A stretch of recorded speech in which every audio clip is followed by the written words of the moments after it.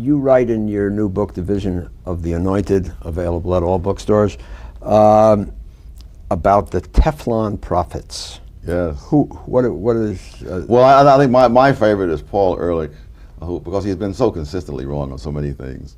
One, predicting mass starvation, I think was the 70s or the 80s, but predicting that we're running out of, running low on resources.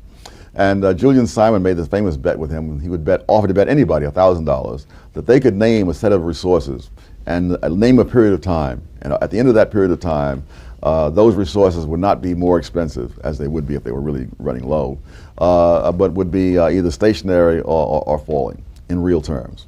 And Ehrlich rushed in with his list of 10 resources, and he decided we'd come back at the end of 10 years. At the end of 10 years, not only was the bundle of 10 resources cheaper in real terms than it was before, every single resource he named was cheaper. Let me raise a final point here. You make this vigorous attack in The Vision of the Anointed that we should no longer listen to these people. That's sort of the debate. They've been wrong. They don't prove their points. It's hurt us. Who should we listen to? We should listen first and foremost to our own experience. You seem to act as if there must be alternative saviors. We should stop looking for saviors. I mean, the society has not existed for thousands of years because it had a succession of saviors. It's existed because it has institutions and processes through which people can realize their own goals. No, I understand that, but you are attacking people who would like to lead us and tell us how the world works. No, they don't want to tell us how the world works. They want to take over the decision for us. They don't tell the parents how they ought to teach sex education to their children. They put this material in the schools behind the backs of the parents with instructions not to let the parents see it. Okay, but that's the problem. But we live in an open and democratic society now. Mr. and Mrs. John Q. Public are listening to this program, I hope, and they're saying, boy, that guy really makes a lot of sense. But basically, it's been a negative proposition. Don't listen to these people. Don't do this. Don't do that. No.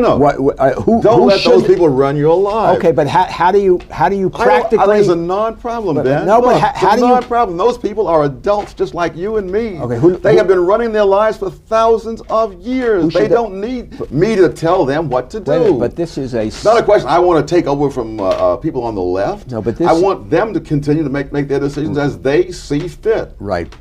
But this is a democracy. They have to vote. Even in a democracy, they can live their lives as they see fit. Who should they vote for?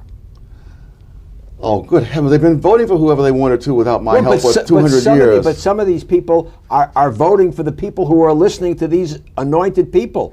I mean, I give my audience some advice. Tell them what to do. Last year in 1994, without any help from me whatsoever, they changed who they voted for. So it's a non-problem. You say without any help to you, but you and your confreres in the conservative movement, I think, have had an influence but it wasn't because of this book, obviously. Not because of this book, but because of your earlier wonderful books.